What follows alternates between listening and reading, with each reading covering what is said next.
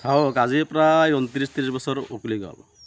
আজিলৈকে এই হস্পিটেলখন অপেনিং নহ'ল।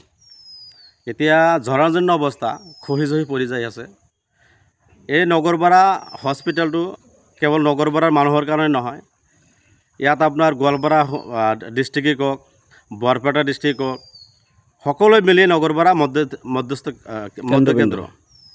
গতিকে মানুহৰ এটা সুবিধাৰ কাৰণে এই হস্পিটেলটো নতুনকৈ ৰিপেয়াৰিং কৰি 30খন বিচনাযুক্ত কৰিব লাগে।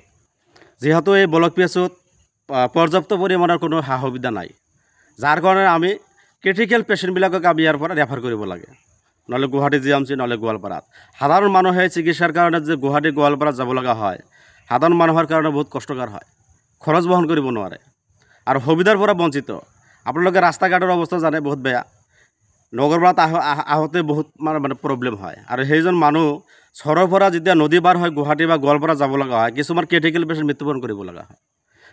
গতিকে আমি চৰকাৰক আহ্বান জনাইছোঁ, চৰকাৰ দুখীয়া মানুহৰ চৰকাৰ, এই দুখীয়া সাধাৰণ মানুহৰ কাৰণে, বৃহৎ অঞ্চলৰ মানুহৰ কাৰণে চৰকাৰে যাতে আমাৰ সুবিধাৰ্থে এই হস্পিটেলটো ৰিপেয়াৰিং কৰি যাতে আমাক উপকাৰ কৰে। চিকিৎসালয়খন দীৰ্ঘদিনৰ পৰা পৰিত্যক্ত অৱস্থাত আছে বা উদ্বোধন কৰা নাই, ইয়াৰ কাৰণটো কি ক'ব? বহুতবাৰ নিউজ হৈছে আপোনালোকৰ মাধ্যমত, এবাৰ নহয় বহুতবাৰেই হৈছে, কিন্তু কোনো ধৰণৰ আমি ষ্টেপ লোৱা এতিয়ালৈকে দেখা নাই। এতিয়া চৰকাৰক আমি অনুৰোধ জনাইছোঁ আৰু চৰকাৰে ভাল ভাল কাম কৰি আছে আৰু চৰকাৰে যিকোনো সমস্যা হ'লে সমাধান কৰাৰ চেষ্টাও কৰে। তো মই ভাবোঁ যে চৰকাৰে নিশ্চয় এই সমাধানটো কৰিব, যিহেতু ইয়াতে স্বাস্থ্য জড়িত হৈ আছে। প্ৰত্যেকজন মানুহৰ স্বাস্থ্যটো বহুত ইম্পৰ্টেণ্ট হয়। তো গতিকে চৰকাৰে এই বৃহৎ অঞ্চলৰ খাতিৰত আমাৰ এই হস্পিটেলটো ৰিপেয়াৰিং কৰি বৃহৎ উপকাৰ কৰাৰ কাৰণে আমি চৰকাৰক দাবী জনাইছোঁ।